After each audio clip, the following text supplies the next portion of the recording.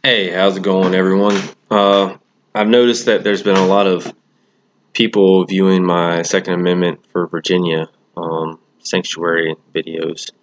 So I kind of wanted to touch bases. As you can see on this website here, which is at the top, you can see lis.virginia.gov. It actually shows all the bills that they're trying to push by the House bills, Senate bills. These are House Judiciary, I think that is. There's Senate bills, and then we got another page. I mean, this is absolutely crazy. All the bills that they're trying to push all at once. This is absolutely nuts. So, my main concern is I wanted to talk with y'all about some of these bills that they're trying to pass for gun laws. So, I'm going to kind of touch briefly on them, kind of show you what they're kind of saying, and we'll kind of see where it goes from there. But the first one I've got is House Bill 9, which is also Senate Bill 67, I found out. So basically, it basically says if you lost or stolen, you have 24 hours of you acknowledging that that it was lost or stolen, that you have to report it to the police. If not, you'll be fined $250 for a civil penalty. However, it does not, as you can see at the bottom, it does not apply to antique firearms.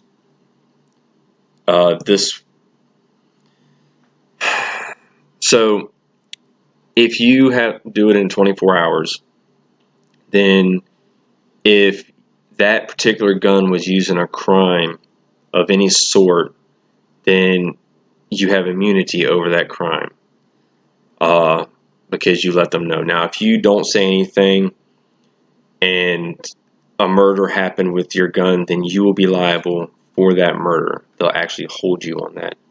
So that's one of the bills that's getting ready to be passed. However, I'm kind of confused about this a little bit because it says when you discover that it's lost or stolen. So what if a crime happens and you didn't know it was lost or stolen? That would be one I'd be wondering about. But anyway, so that's one, like I said, that's House Bill 9 and also Senate Bill 67.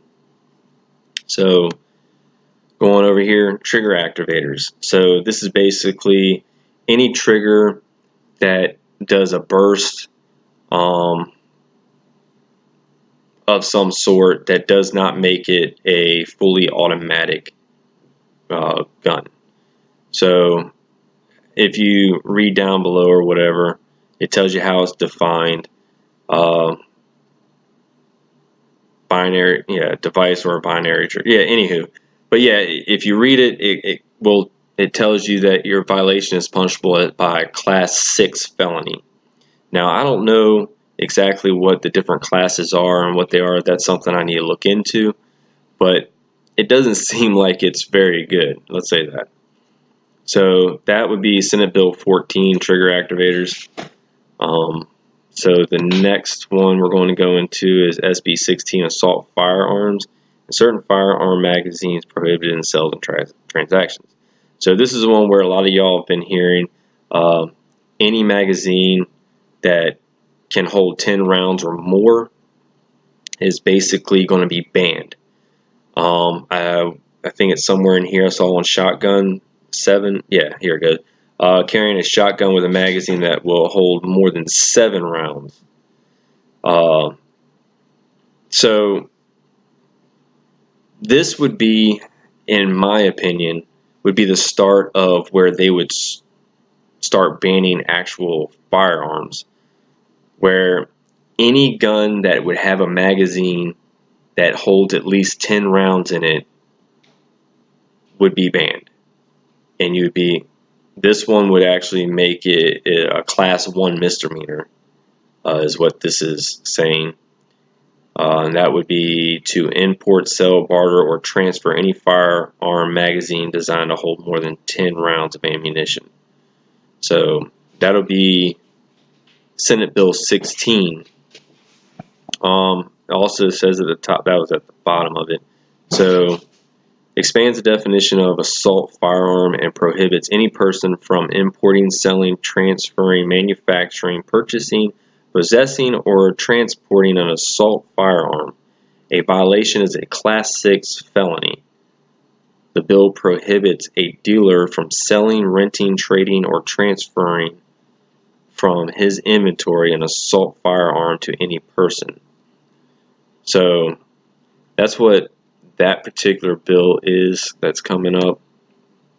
And most of these were put in for November 18th to start going in January 8th. So there is a process. The 8th is when all the new elects get into office, and I guess they'll start pushing this down the road. And it looks like they're trying to get it pushed to start July of 2020. So anybody that's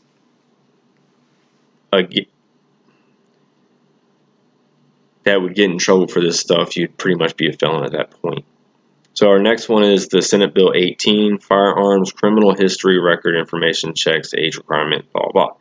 So this is basically saying they're going to up the age from 18 to 21 to sell, I believe it is, which I'll read it here in a minute. If you have a gun that is open in plain sight, basically, of anyone under 18, it's a crime. And 14, it's a stiffer crime. And 12, I think it's under 12-year-old, it's even worse crime from what I'm reading here. So provides that a person must be at least 21 years old or must be at least 18 years old by the effective date of this bill to purchase a firearm. The bill requires a background check for any firearm transfer and requires the Department of State Police to establish a process for transfers of firearms to obtain such a check from licensed firearm dealers. Let's go. I'm not going to read the entire thing. Required background check and transfers the firearm to another person is guilty of a Class 1 misdemeanor. The bill exempts certain transfers from the required background check. The bill removes provisions that makes background checks of prospective purchasers or transferees at firearm shows voluntary. The bill also provides that any person who recklessly leaves a loaded, unsecured firearm in such a manner as to endanger the life or limb of any person under the age of 18 is guilty of a Class 6 felony, and that it is a Class 1 misdemeanor for any person knowingly to authorize a child under the age of 18 to use a firearm, except when the person is under the supervision of an adult. Current law provides that any person who recklessly leaves a loaded, unsecured firearm in such a manner is to endanger the life or limb of any child under the age of 14 is guilty of a Class 3 misdemeanor, and it is a Class 1 misdemeanor for any person knowingly to authorize a child under the age of 12 to use a firearm except when the person is under supervision of an adult. The bill also raises the age from 18 to 21 for any person knowingly and intentionally possess or transfer a handgun or assault firearm anywhere in the Commonwealth. So again, if you go on this page and you're looking at stuff, it shows at the bottom when it's trying to be reinstated or pushed again, which is 11/18/19, and the offer doesn't start until January 8th, which is when their new elect come in and they start trying to impact these laws. So then another one is Senate Bill 22, handgun limitation on purchases. This is basically you can only buy one handgun every 30 days. If you try to do more, then it'd be a Class 1 misdemeanor. So if you read down, it kind of breaks it down a little bit of the different things here and there. And then our last one is going to be Senate Bill 64, paramilitary activities penalties. So this basically states that it's a class 5 felony if, let's say, you and one or more people go into, let's say, your backyard and you're doing drills, like quick draws or rolls or something with your firearm.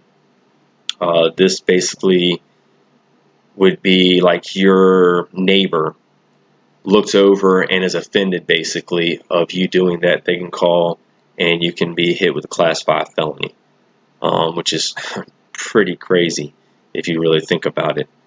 So anyways, but I can read this one. Provides that a person is guilty of unlawful paramilitary activity of such person assembles with another person with the intent to intimidate any person or group of persons by drilling, parading, or marching with any firearm, explosive, or in whatever device, or any components or combination thereof. Such unlawful paramilitary activity is punishable by Class 5 felony. So this is kind of what they're pushing right now. There's other ones on there that I didn't get to. So I just wanted to bring this to y'all's attention.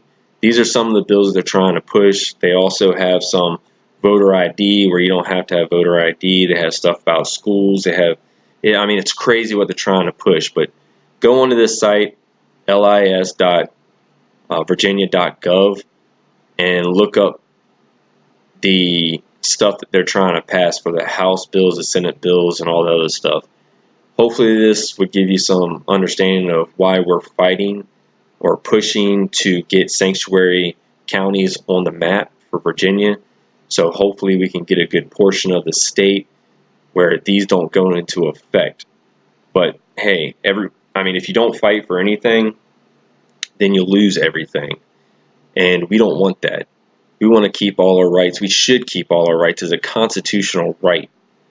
So hopefully the people that are in my county, Clarke County, you will come out to the meetings that we have, which I just got word from one of the supervisors that we have a 1 o'clock and a 6:30 meeting on December 17th. All right, December 17th, 1 o'clock and 6:30. Now, if you want to talk, you're good in front of people, public speaker. I'm not so good as a public speaker, but I'll do it if I need to. You have to be there. We can do it for comments, as they call it, before each one of these sessions, and to relate our info to them so we can try to be a Second Amendment sanctuary county. So please, we need as many people out there as possible, and that also goes for any other county in Virginia. So let's get this done. I appreciate y'all listening, and hopefully we'll see you then. Thanks a lot.